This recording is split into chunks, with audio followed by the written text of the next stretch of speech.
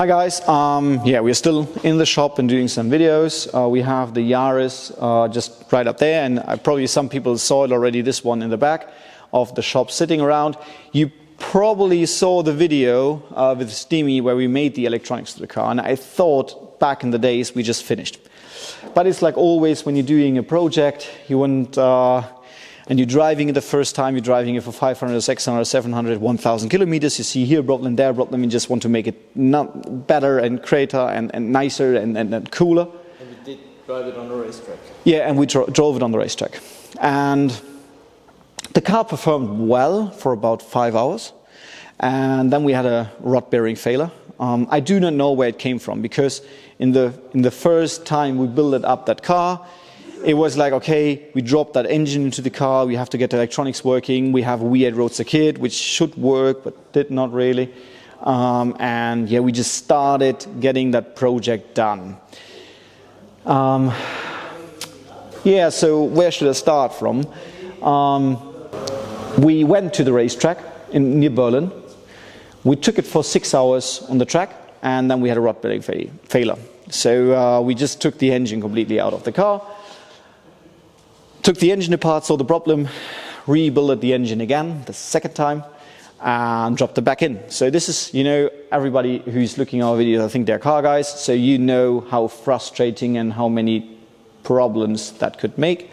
So we changed, because for my opinion, this was a really tight track and was really tight to drive and hard to drive. So basically, we did not baffle the oil pan, which was just a stupid thing which I would recommend every time when I would make a build like this.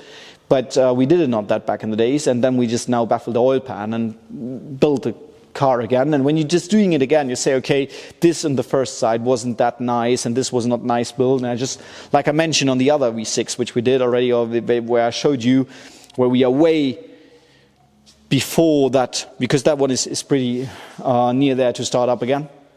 And it's like, I just want to have all the time that really nice OEM look and really clean engine bay, so that looked pretty professional at the end of the day. And you just saw here a problem and there a problem and here a thing which you could probably change. And this is what we actually did. So we just took it back out, and then we said, okay, you probably know back in the days, the engine bay were red, like the car was before. And now it's actually the outside of the car is blue. And then the customer, who's also a friend of the shop, told me, hey Jan, could we not make the engine bay black? I was okay, we can do it. And this was like, okay, fuck, you told the customer something which is now a big mess of work. Because you just have to get everything out of the engine bay actually to paint it.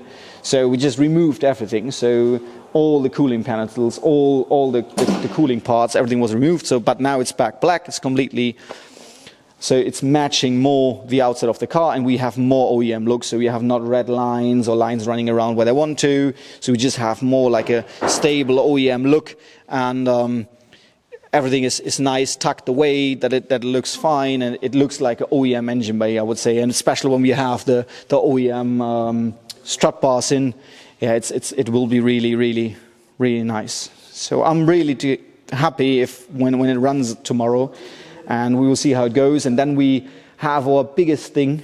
We will have to go for the emissions test with this Euro 6D. So it's crazy expensive, and it's crazy difficult to make it, but this will be a cool project. And it's like always, you know, you're looking for challenge, and this is a challenge. So nice build, nice car.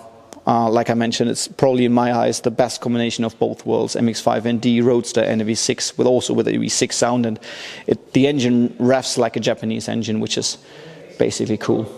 So yeah, so you just know why this car is still here. But we will make, when we are finished, this car will go to TV and also go to some auto shows and some cool people which will talk about it. And yeah, this is a cool build, and it's nice to drive. And yeah, the customer was also really happy. Even it took like this long. It's like a really long project. So yeah, you know why it's here, and we see you in the next video. Bye.